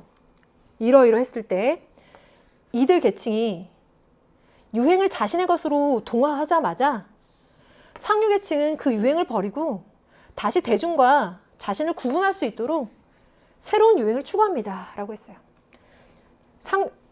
이 하류 계층이 상류 계층의 유행을 따라하거든요. 그래서 그렇게 해서 이 둘이 만약 비슷해지게 된다면요. 상류 계층은 그 유행을 버려버려요. 대중과 자신을 구분할 수 있는 새로운 유행을 추구하는 거예요. 그렇게 되면요. 니은 선택지. 모든 계층에 추구하는 유행의 양식은 항구적인 속성을 지니냐? 그렇지가 않겠죠. 새로운 유행을 추구하는 이 상류 계층의 그 행위 방식만을 보더라도 이 유행의 양식이 항구적인 속성을 지닌다라고 할 수도 없고 거기다가 모든 계층이 추구하는 이라고 하는 것도 생각해봐도 더더군다나 맞지 않죠. 그래서 니은번이 일단 확실하게 오답의 요소로 빠집니다. 요렇게요. 그러면 지금 이 문항에서는 리을이 중요한 판단 요소가 돼요. 그래서 오히려 이렇게 이 문항에서처럼 이렇게 2개, 3개 세팅이 되어 있으니까 정확한 거 하나 빼내고 나니 이제 우리의 판단 요소는 여기에 걸려 있긴 한데 그래도 중요한 개념이니까 꼭 한번 체크를 해봐야죠. 제시문 보겠습니다. 첫 번째 줄. 유행은 모방이라는 점에서 개인을 누구나 다 가는 길로 안내합니다. 그와 동시에 유행은 차별의 욕구를 만족시킵니다. 그래서 누구나 다 가는 길, 동일화시켜주기도 하고 차별화시켜도 주기도 한다는 거예요. 똑같은 얘기가 또 나와요. 유행은 언제나 상류계층에서만 발생합니다. 이거 중요하죠? 상류계층은 유행을 창출함으로써 그 구성원 사이에 균질성을 유지해요. 그러면서 하류계층의 구성원들과의 차별성도 부각시켜요. 균질성과 차별성, 누구나 다, 혹은 차별화. 그리고 다른 한편 하류계층은 언제나 상층지향적이래요. 그래서 유행을 따르는 경향이 있습니다. 그래서 이들 계층이, 하류계층이 유행을 자신의 것으로 동화하자마자 상류계층은 다른 걸 만들어요. 차별화시키기 위해서. 이 얘기를 하고 있어요. 그러면 기억 선택지, 상류 계층에 동화하려는 욕구는 유행을 확산하는데 일조하느냐라고 했어요. 보세요. 세 번째 줄. 유행은 상류 계층에서만 발생하는데 그걸 하류 계층이 따라 하려고 하는 것 자체가 이 유행이 확산되게 되는 것이죠. 그래서 제시문의 내용상 맞는 부분이고요. 니은이 틀린 건 처음부터 확인했고요. 디귿번. 유행은 계층 내 동질성과 계층 간의 차별성을 드러내는 수단이다라고 했어요. 동질성과 차별성이 위에서 얘기하고 있는 누구나 다 가는 길. 두 번째 차별화. 세 번째 균질성. 그 다음 줄 차별성. 요것을 딱 깔끔하게 정리해주고 있죠. 맞는 문장이에요. 그럼 리을 선택지가 관건이죠. 하류계층의 모방은 새로운 유행을 창출하는 계기로 작동한다라고 했어요. 이게 아까 판단했었던 이 부분. 하류계층이 유행을 자신의 것으로 동화해요. 따라한다는 거죠. 그럼 상류계층은 그 유행을 버리고 다시 대중과 구분할 수 있는 새로운 유행을 추구한다고 했으니까 새로운 유행을 창출하는 계기가 이 하류계층이 이 따라하면서 발생하는 거네요. 그러니까 맞는 진술이겠죠. 그래서 2번이 아니라 4번을 골라줘야 되는 판단 요소가 바로 그 지점에 있었어요. 그래서 13번의 정답 판단했습니다. 4번이었어요. 잘 푸셨습니다. 중요한 요소들이 있으니까 제시문도 스킵하지 말길. 14번 가볼게요. 다음은 신문 칼럼이다. 기억에 들어갈 내용으로 가장 적절한 것은? 최근에 정보사회의 윤리에 관련해서는 이렇게 칼럼 형식으로 출제가 되고 있고요. 이제 기억에 들어갈 부분이나 제목 같은 것들이 문항 형식으로 좀 많이 나오는 편인데 이 내용은 그렇게 만만하지만은 않죠. 제시문의 내용과 선택지를 이제 꼼꼼히 한번 잘 따져봐야 되는데 제시문에서는 이렇게 크게 두 갈래를 나누고 한번 어떠한 논의들을 얘기하고 있나 판단해 보시면 좋을 것 같아요. 앞부분에 최근 저작권 행사로 얻을 수 있는 경제적 이익이 커졌어요. 그래서 저작권을 대기업이나 이익단체가 독점한 거야. 독점. 그로 인해서 저작물을 이용하는 가격이 비싸졌어요. 그래서 정보를 이용하는데 부익부 빈익비 현상이 심화됐어요. 그럼 불평등해졌다는 얘기겠네요. 그렇죠? 그러니까 이 앞에 있는 내용의 경우에는 저작권을 인정해줬을 때 이러한 문제가 생겼다라는 얘기고요. 세 번째 줄부터는 이러한 문제는 카피래프트라는 정보 공유 운동을 통해서 해결할 수 있다. 우리가 지지하는 카피래프트는 저작자의 저작권을 부정한 운동? 아니다. 오히려 저작자가 자신의 저작권을 기반으로 모든 사람에게 자유롭고 평등하게 정보에 접근하도록 하고 이를 이용, 배부, 수정할 수 있는 권리를 부여해서 정보 독점을 막는 거다. 지식의 진보를 이루는 것이다. 그래서 카피래프트라고 하는 것은 1번 선택지, 저작자의 저작권을 폐기해서 정보 공유를 확대하는 것이냐. 끝에 나오고 있는 정보의 공유를 확대한다라고 하는 방향성 자체는 맞을 수 있겠지만 저작권을 폐기한다라고 하는 것은 틀린 부분이죠. 왜냐하면 여기요. 저작자의 저작권을 부정하는 운동이 아니다라고 했거든요. 그러니까 1번 선택지 오진술. 두 번째, 저작자가 저작물 이용에 대한 배타적인 권리를 포기하는 것을 전제로 하는 거. 요거 자체가 정보 공유의 기본적인 개념이 될 수 있죠. 그래서 기억번은 맞는 내용이에요. 2번에 기억에 들어간다면 2번은 맞는 내용이에요. 반면에 3번이요. 저작권의 상업적인 거래를 할 수 있는 기반을 조성하고자 한다라고 했어요. 자, 보면요. 오히려 카피래프트를 논의하고 있는 앞부분의 문제의식을 보니까 저작권을 행사했더니 경제적 이익이 커져가지고 대기업이나 이익단체가 독점을 해서 비싸졌고 독점이 일어났어? 그럼 요 얘기 자체가 상업적인 거래가 활성화되면서 나오고 있는 폐해들 아닌가요? 그러니까 이 상업적인 거래를 활성화하는 기반을 조성한다라기보다는 오히려 이 정보의 접근을 편안하게 할 수 있는 운동을 얘기하고 있는 거여서 3번도 맞지 않는 입장이다 라고 판단할 수 있어요. 그럼 4번 가볼게요. 정보의 폐쇄성을 조장함으로써 기술 진보와 문화 발전을 가로막는다라고 했는데요. 그렇지 않아요. 지금 보시면 여기요. 모든 사람에게 자유롭고 평등하게 정보에 접근할 수 있게 이러이러한 권리를 부여해. 정보 독점을 막아. 이건 폐쇄성을 조장하는 게 아니거든요. 그래서 4번도 오진술. 5번. 정보 접근 권한을 소득 수준에 따라서 차등적으로 분배할 것을 지향한다. 차등적으로 분배할 것을 지향하기보다는 오히려 평등하게 정보에 접근할 수 있도록 한다. 정보 독점을 막는다. 라고 했으니 5번도 오진술이라는 걸 알 수 있어요. 정답은 2번입니다. 정보사회 윤리 치고 또 그렇게 만만하지 않게 여러분들 하나하나 체크해봐야 되는 그런 문제였을 것 같아요. 15번 가겠습니다. 갑을 사상가들의 입장을 나그림으로 탐구하고자 할 때 A부터 C에 해당하는 적절한 질문만을 보기에서 있는 대로 고른 것은 무엇입니까? 라고 했는데요. 갑과 을의 제시문이 누구인지 판단하는 것을 잘 하셨을 텐데 선택지의 구성 요소들을 보니까 A, B, B, C. 그래서 이 문항에서는요. A, B, B, C 4개 선택지에서 보니 갑에게서 중요한 판단의 키를 많이 갖고 있어요. 자, 그 갑이 누구인지 한번 봅시다. 정의로는 사회 기본 구조를 정하는 방식을 다룬다. 정의의 1차적 주제는 사회의 주요 제도에 의해서 그렇지. 권리와 의무를 배분하고 사회 협동체로서 생긴 이익의 분배를 정하는 방식이 관한 것이다. 이거 우리 개념 얘기했을 때부터 이게 중요한 기본 전제로서 강조를 했었는데요. 롤스죠. 롤스가 생각하는 이 배분의 대상이 바로 이 권리와 의무. 이 권리와 의무라고 하는 것이 이 제도에 의해서 컨트롤되는 것. 그리고 롤스가 생각하는 이 사회라고 하는 것은 상호 이익의 협동체예요. 그쵸? 그래서 상호 이익의 협동체로서 그 당사자들이 어떠한 정의 원칙을 세워서 이 사회 기본 구조를 정하는가. 이게 정의 원칙에 있어서 가장 중요한 부분인 거예요. 1차적인 과제인 거죠. 롤스의 입장입니다. 그래서 제 신문도 역시나 뭐 차등의 원칙, 뭐 최소 수혜자 최대 이런 류의 전형적인 키워드가 들어간 게 아니라 기본적으로 꼭 우리가 알고 시작해야 되는 전제 요소가 아주 잘 들어가 있죠. 롤스예요. 1번, 분배 정의에 관한 정형적인 원리는 재분배 행위를 반드시 불러온다. 이건 선택지로도 나왔었던 문장이야. 그쵸?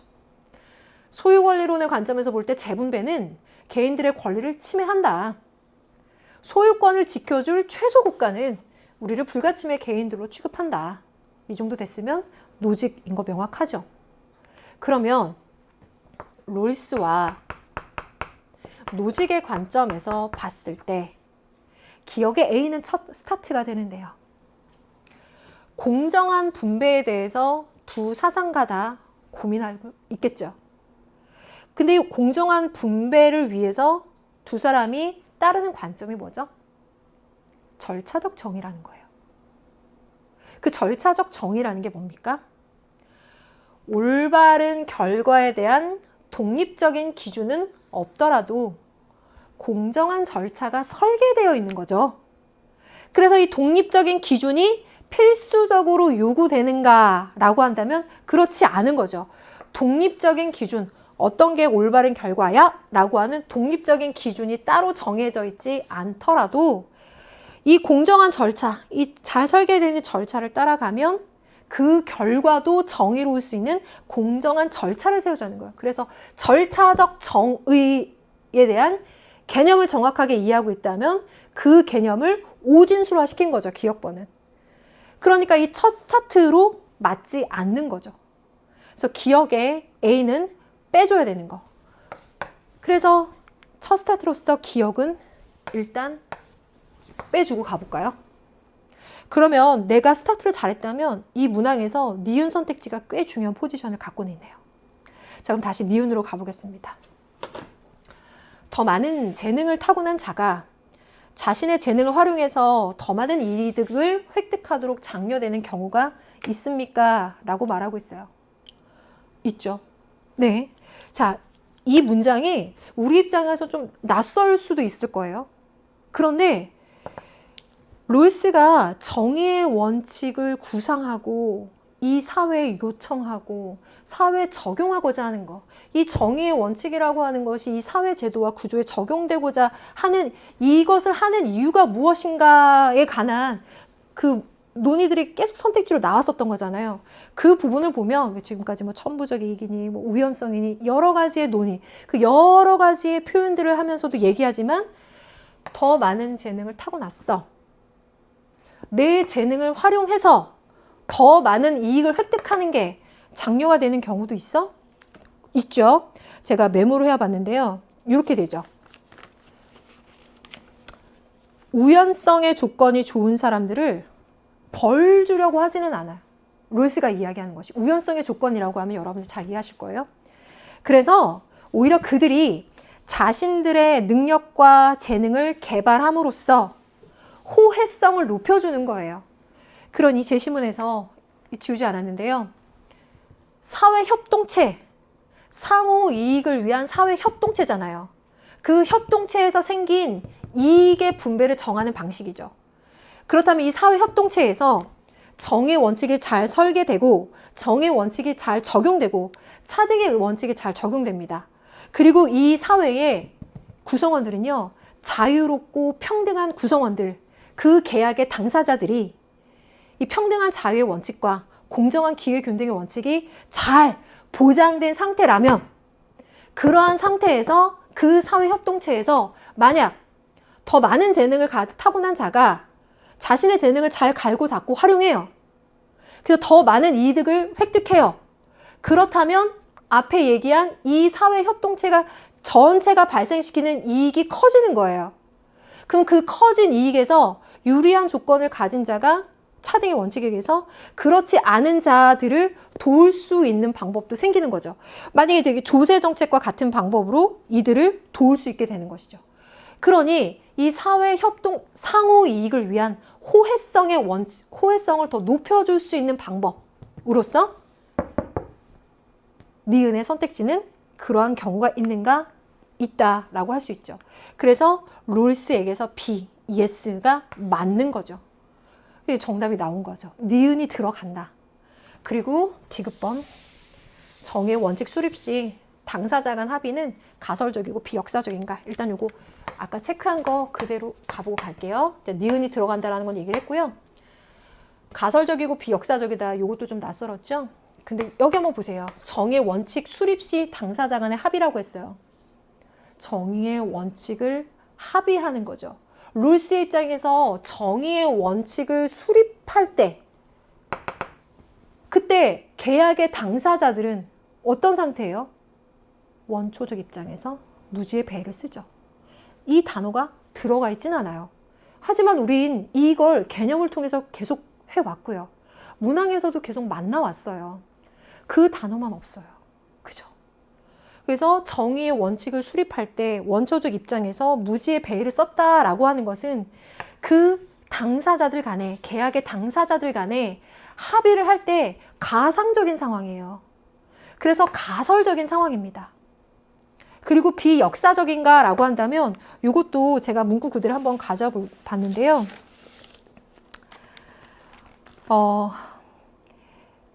이들은요. 정의 원칙은 특수한 역사적 조건을 고려하지 않고 배경적 정의의 형식을 규정한다라고 했어요.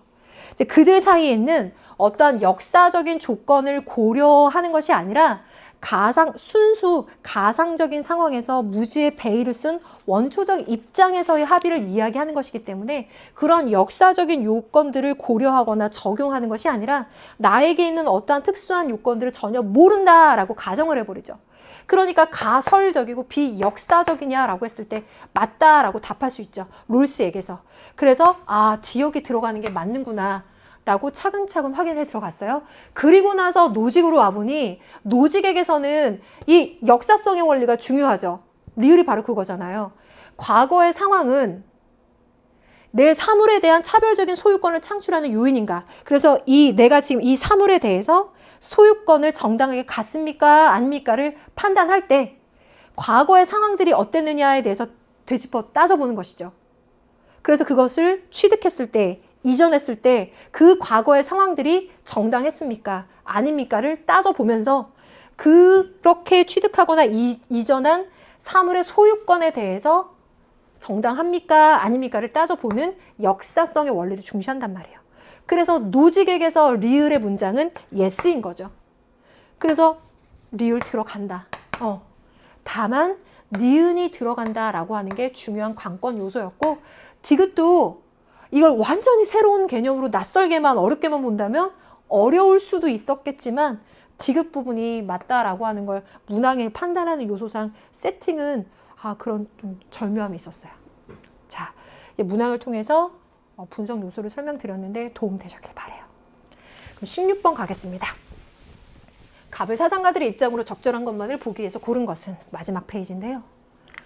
갑번이 영구평화를 위해서 상비군은 점차 완전히 폐지되어야 해.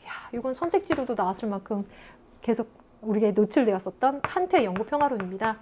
그러나 조국을 외부의 침략으로부터 방어하기 위한 시민들의 자발적이고 정기적인 무장훈련은 사정이 달라. 갑번을 첫 문장을 보고 칸트야 넘기지 마시고 그러나부터의 문장을 보신다면 리을 중요한 판단 요소가 되죠. 폭력의 사용은 어떠한 경우에도 허용될 수 없다 라고 했을 때 만약 개념적인 요소를 동원한다면 칸트가 이런 영구 평화를 강조하긴 하지만 만약에 방어를 위한 이런 뭐 전쟁이라고 한다. 그 전쟁을 폭력이라는 말로 연결시켜 본다면 어떠한 경우에도 허용될 수 없다라는 거에 대해서 칸트한테 좀 조심해야 되겠는데 라는 생각을 하신 분들도 있을 거예요. 근데 이 갑의 제시문을 보니 이 제시문을 괜히 넣은 게 아니구나 라는 생각이 들지요. 조국을 외부의 침략으로부터 방어하기 위한 시민들의 자발적이고 정기적인 무장 훈련. 그런 의미에서 폭력을 사용하는 것은 어떠한 경우에도 허용될 수 없다라고는 할 수 없어요. 칸트에게서. 그러니까 리을번은 일단 오진술이에요. 이게 가능해요. 자, 그리고 나서 갑번을 볼게요. 평화 연맹 강조하죠. 모든 전쟁에 영구적인 종식을 목표로 하는 거죠. 목표가 여기에 있죠. 이건 맞는 진술이죠. 그렇다면 니은번 갑, 세계시민법은 인권보장이 아닌 영구평화를 위한 것이냐. 칸트가 영구평화를 중요하게 보지만 그 목표로 하지만 인권보장이 아니다라고 세계시민법을 표현하면 맞지 않죠. 그러니 니은번도 오진술로 제외할 수가 있습니다. 그리고 디귿번, 을을 봐야겠죠. 전쟁과 같은 직접적 폭력 외에도 간접적 폭력이 존재하는데 각각의 폭력은 상호작용하면서 서로 영향을 미쳐요. 삼각형의 모양으로 서로 막 영향을 미쳐요. 이러한 다양한 폭력을 제거해야만 진정한 평화가 달성될 수 있는데 여기서 무서운 건 간접적인 폭력 중에서도 문화적인 폭력이라고 하는 것은 구조적인 폭력을 올바른 것으로 보이게 하고 정당한 것으로 느끼게 하는 이런 위험한 요소를 갖고 있기 때문이죠. 이건 개념에서 우리가 참 많이 했었네요. 그래서 갈퉁에게서 디귿 선택지는 개념적으로도 판단할 수 있고 제시문을 통해서도 여러분들이 접근 잘 하셨을 거예요. 그래서 기억하고 디귿 맞고 니은하고 리을 빼고 정답은 2번인 것을 재확인할 수 있는 그런 구조였습니다. 잘 푸셨죠? 네, 그럼 17번 가보겠습니다. 갑을 사상가들의 입장으로 적절하지 않은 것은 이라고 했어요. 보면 해외 원조에 대한 이야기를 하고 있는 것인데 갑번은 질서정연한 만민이 고통을 겪는 사회들을 위해서 원조해야 된다라고 보고 있고요. 분배 재원만으로는 정치사회적 부정의를 교정하기에 충분하지는 않고 오히려 교통을 겪는 사회들의 정치 문화가 변화하는 것이 매우 중요하다라고 했으니 원조의 목표에 관해서 롤스의 입장이라는 것을 정확하게 파악할 수 있었습니다. 여기에서 1, 2번 선택지를 연결해서 판단해 볼까요? 먼저 1번 선택지 가보겠습니다. 이 고통을 겪는 사회가 자국민의 인권에 관심을 갖게 원조해야 된다라고 했는데요. 인권이라는 포인트가 굉장히 중요하죠. 정치 사회적 부정의를 바로잡거나 정치 문화가 변하는 것과 연결이 되고 있는데 롤스가 이런 언급하고 있죠. 인권에 대한 강조가 무능한 정치 체제뿐만 아니라 자신의 국민의 복지에 대해서 무감각한 통치자들의 행동을 바꾸도록 작용할 수 있다. 그래서 원조 목적에 기여할 수 있다라고 보고 있기 때문에 이 지점도 하나 기억해 두시면 좋겠습니다. 두 번째, 갑. 원조의 목적은 합당하고 합리적인 제도의 실현과 보존에 있다라고 했습니다. 제시문에서 얘기하고 있는 것처럼 정치 문화가 변화하는 것, 그래서 합당하고 합리적인 제도의 실현과 보존이라고 하는 것은 긴밀한 연관성을 갖고 있으므로 여러분들이 잘 판단하지 않았을까라는 생각이 드네요. 자, 그럼 이제 을로 가보겠습니다. 을 제시문은 풍요로운 국가의 사람들 대부분은 기본적 필요가 충족되지 않은 빈곤을 막기 위해서 원조해야 한다. 의무의 관점에서 얘기하고 있고요. 그들의 소득의 1% 정도만 기부하면 전 세계의 빈곤층을 완전히 없애는 단계에 이를 수 있다라고 하는 이 확실한 언급에서 싱어의 관점인 것을 알 수가 있는데요. 이 을을 두고 3번과 4번 선택지 연결시켜서 판단해 보죠. 3번에서는 기아의 주된 원인에 대해서 언급하고 있는데요. 전 세계 식량 총 생산량의 부족에 있지 않다라고 얘기하고 있네요. 자, 제시문과 직접적으로 연결시켜서 판단하는 것도 도움이 되겠지만 우리 이 부분에서는 제가 참고사항으로 말씀드린 건 들어보실까요? 싱어가 이런 언급을 하고 있네요. 세계가 지구인들을 먹여 살리기에는 충분한 음식을 지금 생산하고 있다는 것은 사실이다. 동물에게 먹여 없애는 양만으로도 현재 곡물 부족을 메우기에 충분하다라고 하면서 불공정한 토지 배분이나 선진국들의 제3세계 경제 조작, 서구에서의 음식 낭비 등등을 문제로 언급하고 있기도 합니다. 이제 그런 점에서 봤을 때 세계 식량의 총 생산량의 부족과 연결돼서 인구 문제를 얘기한다라거나 혹은 재산권이나 산부법 같은 것들에 대해서 이 원조 해피 논거로서 이야기하는 것들에 대한 그 비판점으로 연결해서 설명하기도 하는데 거기까지 깊이 들어가지 않더라도 싱어에게서 기아의 원인에 대해서 이것이라고 보지 않는다라고 하는 이 문장 자체를 이번 기회에 한번 봐두시는 것도 좋을 것 같아요. 4번 선택지. 모든 사람은 세계 모든 이의 복지에 동일한 책임을 져야 한다라고 하고 있는데요. 싱어의 입장에서 이익평등 고래 원칙과 혹시 헷갈리지 마시고요. 싱어가 이런 언급을 해요. 우리 모두가 세계 모든 이의 복지에 똑같은 책임을 가진다고 제안하는 것은 어리석은 일이 될 것이다 라고 하면서 어떤 사람이 절대 빈곤에 처해 있고 다른 사람이 그것에 상당하는 도덕적 중요성을 가진 것을 희생함이 없이 도울 수 있을 때에만 적용한다 라고 얘기하고 있거든요. 그러니까 4번 선택지는 맞지 않는 진술로서 정답 되겠습니다. 마지막 5번 선택지. 롤스 입장에서 봤을 때 국가 간의 부의 수준은 서로 다를 수 있고 원조에 있어서도 평등주의적인 노선과 선을 긋고 있죠. 싱어의 입장에서도 국가들 간의 부나 복지의 수준이 똑같아야 된다라는 입장은 아니고요. 그러니까 이 문장은 맞는 진술이 되겠습니다. 자, 그러면 18번 문제 가보도록 하겠습니다. 가의 입장에 비해서 나의 입장에 갖는 상대적인 특징을 골라보라 라고 했는데요. 통일 문제예요.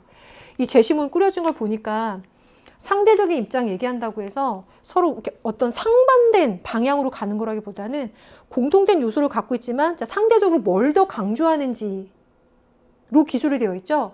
바로 요 얘기예요. 통일을 위해서 북한 주민의 인권 보장을 위한 밑거름을 조성하고 동북아시아의 평화에 기여할 수 있어. 하지만 통일은 남한의 기술과 북한의 자원을 결합해서 경제적 이익을 창출한다는 점에서 더 중요해. 그러니까 가번이 그러나 통일이 더 중요한 건 경제적 이익 때문이야. 여기가 포인트죠. 그럼 나번은요. 통일을 통해서 경제적 이익을 얻을 수는 있어. 그러나 북한 주민의 인권 상황을 개선시키고 한 번 더 평화 정책을 바탕으로 세계 평화에 기여한다는 점에서 더 중요해. 인권, 한반도 평화, 세계 평화. 이게 나번한테는 더 중요한 거예요. 갑번은 경제적 이익, 가는 경제적 이익이고요. 그렇다면 가에 비해 나의 입장을 보았을 때 X축, 통일의 경제적 효과를 강조하는 정도는 가에 비해서 나가 낮다라고 볼 수 있겠습니다. Y축, 통일을 통한 인도적 가치의 실현을 강조하는 정도, 인도적인 가치는 인권 상황을 개선하는 것과 연결되어 있으니 Y축은 높다라고 볼 수 있겠습니다. G축, 통일이 국제평화에 기여함을 강조하는 정도는 나의 마지막 줄에 언급되는 것처럼 세계평화에 기여한다는 점에서 중요하다고 했으니 G축은 높다고 볼 수 있겠습니다. 그렇다면 정답은 1번 기억이 되겠습니다. 19번 가보겠습니다. 가불병 사상가들의 입장에서 서로에게 제기할 수 있는 비판을 그림으로 표현합니다. A부터 F에 해당되는 내용으로 가장 적절한 것은 대개는 교정적 정의가 마지막 한 끝으로 들어가 있는 그 위치에 국가 권위의 정당성을 이야기하는 이 세 사상가의 입장이 3호년 비판으로 들어갔네요. 아, 뭔가 이 새롭게 떠오르는 고난도 문제가 이제 딱 느껴지시지 않나요? 갑번은 국가는 자기완결적 조직으로서 최고선을 추구하는데 공동의 선을 나누어 가질 수 없거나 나누어 가질 필요가 없는 자는 국가 일부가 아니며 짐승 아니면 신이다라는 거예요. 아리스토텔레스죠. 인간이라는 존재는 국가 안에서 이제 이 선을 추구할 수 있는 그런 존재인 건데 만약 국가 안에 소속되어 있지 않다면 인간 이하이거나 아니면 신과 같은 존재라는 것이죠. 그러니까 인간이라는 존재가 이 정치적인 동물로서 반드시 국가 안에 속해 살아야 된다라는 걸 보여주고 있는 거죠. 자, 이 부분이 잘 나왔던 거예요. 거기에다가 병번이요. 병번으로 가볼게요. 리바이어던 얘기했죠. 국가가 없는 자연 상태에서 개개인은 모든 것에 대한 권리를 갖는데 자기 부존과 평화를 위해서 그런 권리를 포기하는 거예요. 그렇죠? 포기했을 때 이 리바이어던이 탄생합니다. 홉스죠. 근데 1번이 로크가 나올까 루소가 나올까 했는데 이번에 루소가 나왔네요. 6월 모평에는 로크가 나왔는데 이번에는 루소가 나왔어요. 일반의지 얘기 나왔습니다. 국가가 형성될 때 개개인은 자신을 그 모든 권리와 함께 공동체로서 전체 전면 양도해요. 이를 일반의지에 지배하려 둔 개인은 자기 자신에게만 복종하는 거죠. 자기 자신에게만. 자, 요 계약의 형태가 달라요. 을과 병이요. 그쵸? 그럼 이름 한번 써놓고 시작해 보겠습니다. 아리스토텔레스가 갑이고요. 을이 루소가 나왔습니다. 병번이 홉스입니다. 1번 A 구도입니다. 아리스토텔레스가 루소에게 공공의 이익에 입각해서 국가가 운영돼야 됨을 간과한다. 옳지 않은 진술입니다. 루소의 입장에서 봤을 때 사회계약, 루소가 이야기하는 사회계약, 그리고 일반 의지를 실현하는 것, 공공의 이익에 입각하는 것이 국가 운영에서 중요한 점이기 때문에 간과한다고 볼 수 없겠습니다. 2번 B2의 구도입니다. 이렇게요. 아리스토텔레스에게서 두 사회계약론자가 인간은 국가 안에서만 행복한 삶을 살 수 있음을 간과한다 라고 비판한다는 것인데 맞지 않는 진술입니다. 아리스토텔레스 입장에서는 국가 안에서만 이 행복한 삶을 살 수 있다라는 것을 강조하고 있으니까요. 3번 C 구도입니다. 홉스가 루소에게 국가 구성원의 생명권 보장이 국가의 목적임을 간과한다라고 했는데 이 루소의 입장에서도 이 생명권이라고 하는 기본권을 보장하는 것이 국가의 목적이다라고 하는 것을 간과하지는 않을 겁니다. 네 번째, 국가 구성원은 법을 따르는 동시에 제정하는 자임을 간과한다라고 했는데요. 이게 중요한 구도네요. D요. 홉스의 입장에서 봤을 때 제시문에서처럼 자기 보존과 평화를 위해서 그러한 권리를 모두 포기해서 리바이어던이 탄생하게 되죠. 그래서 이 주권자가 리바이어던이 되게 되는 것이고 이게 모든 권한이 양도되게 됩니다. 그것에 비해서 루소의 경우에는요. 일반 의지를 강조하죠. 직접 민주정의라고도 우리 얘기를 하죠. 그래서 이 모든 권리와 함께 공동체의 전면 양도한다라고 했는데 이것은 직접 민주주의의 형태예요. 뭐 지배자와 피지배자가 이렇게 따로 있는 그들 사이의 계약이라기보다는 나 자체가 일반 의지의 지배 아래 둬서 나 자신에게만 복종하는 형태의 계약이 되는 것이죠. 그러다 보니까 이 입법권 이런 거 하는 것이 그 권한이 다른 누군가에게 양도될 수 없는 거예요. 그래서 국가 구성원이 주권자인 것이고 그 주권자가 스스로 법을 제정하고 스스로 법을 따르는 것이죠. 그게 일반 의지의 모습인 것이죠. 그러니까 법을 따르는 동시에 제정하는 자, 법을 제정하고 법을 따르는 그 주체가 되는 거죠. 루소 입장에선. 그런데 홉스의 입장에서는 그런 것이 아니라 리바이어던이라고 하는 절대적인 군주가 있는 것이죠. 그래서 4번과 같은 구도로 루소가 홉스에게 비판하는 것이 적절합니다. 그리고 F예요. 요렇게요. 아리스토텔레스가 홉스에게 국가 권위에 복종할 의무는 자연 발생적이지 않음을 간과한다라고 했는데요. 오진술이죠. 간과하지 않겠죠. 홉스의 경우에는 사회계약론적인 관점이기 때문에 국가 권위의 정당성과 그것에 복종해야 될 의무는 자연적으로 발생하는 것이 아니라 사회계약으로 인해서 생겨나는 것이다 라고 볼 테니까. 그래서 아리스토텔레스와 홉스라고 하는 이 정치적인 동물로서 인간에게서 국가가 어떤 존재인가, 사회계약으로서의 산물로서 국가가 어떤 존재인가를 잘 생각하고 있다면 5번도 빼낼 수가 있겠어요. 잘하셨습니다. 그럼 이제 마지막 문제 가보겠습니다. 가르 주장한 고대 서양 사상가 입장에서 볼 때 나의 기억에 들어갈 진술로 가장 적절한 것이 무엇이냐라고 했는데 서양 사상가가 플라톤인 건 잘 판단하셨죠. 이데아를 이야기하고 있는데요. 그래도 제시문 한번 잘 읽어봅시다. 예술가는 사물을 모방할 수 있을 뿐 이데아 자체를 만들 순 없네. 그래도 예술가의 훌륭한 작품은 영혼의 교육에 도움을 주네. 이때 음악적 수련이 가장 가치가 있네. 왜냐하면 리듬과 화음, 영혼 안에 들어가서 우아함을 심어주기 때문이야. 그러하니 작품 속에 무절제, 야비함을 표현하지 못하게 해야 해. 이를 따르지 않는 예술가 추방해야 돼. 그래서 제자가 예술이 인간의 삶 속에서 의미가 있기 위해서 예술가는 어떤 노력을 해야 됩니까? 라고 했어요. 만약 이 내용을 플라톤이네. 그럼 플라톤 나 도덕주의라고 외웠어. 너무 간단한데? 라고 한다면 선택지들이 오히려 까다롭게 느껴졌을지 몰라요. 근데 플라톤이 도덕주의다 인 것과 동시에 제시문에서 보여주고 있는 단서들을 충분히 판단 요소로서 활용을 한다면 이런 제시문의 내용이 있는 이유가 있구나라는 거 알 수 있을 거예요. 보시면요. 1번 예술을 위한 예술활동에 전념해야 된다라고 하는 것은 신미주의적인 관점에 가깝죠. 그러니까 플라톤의 입장에 맞지 않기 때문에 빼줄 수도 있고요. 플라톤의 입장에서는 무절제와 야비함을 표현하지 못하게 하고 우아함을 심어줘야 된다라고 했으니까 도덕적인 가치를 구현해야 된다라는 점에서도 1번 빼낼 수 있습니다. 2번은 국가가 예술에 개입하는 것을 막아야 하네라고 했는데요. 그래서 이런 제시문이 있겠죠. 작품 속에 무절제와 야비함을 표현하지 못하게 해야 하는 그 역할이 국가에게 있습니다. 그래서 국가가 예술에 개입하는 것을 막는다라기보다는 이러한 류의 역할을 해줘야 된다라고 볼 수 있습니다. 그래서 2번 오진술. 3번 사람의 선한 성품을 작품 속에 표현해야 된다라고 하는 것이 도덕주의적인 관점에서도 맞는 진술이고, 여기 영혼 안에 들어가서 우아함을 심어줘야 된다라는 것과도 맞는 진술이죠.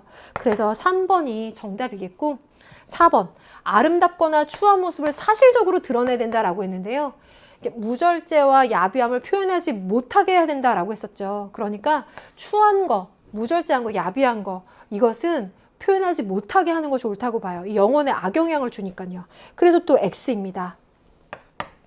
아마 5번 선택지하고 끝까지 헷갈린 친구들이 있지 않을까 싶어요. 내가 이거 이론을 모르나? 라고 할 수 있는데 이론으로 접근해도 가능하고요. 역시나 또 제시문에 이 단서 조항을 절대 놓치지 마세요. 사물이 나누어 가지는 아름다움의 이데아를 창조해야 되네 라고 했어요.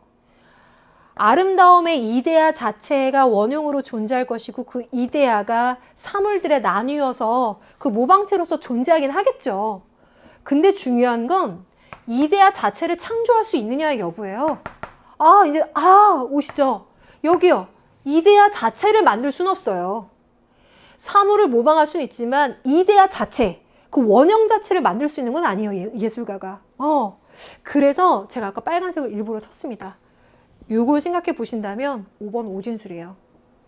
제시문 참 중요한 역할들을 하고 있죠. 빼내시고 정답은 3번 되겠습니다. 여러분들 모두 수고하셨고요. 총평 강의도 잘 한번 들어봐 주세요. 건강관리 잘 하시고 다음 좋은 기회 또 만나요. 여러분들 응원하고 있겠습니다. 감사합니다.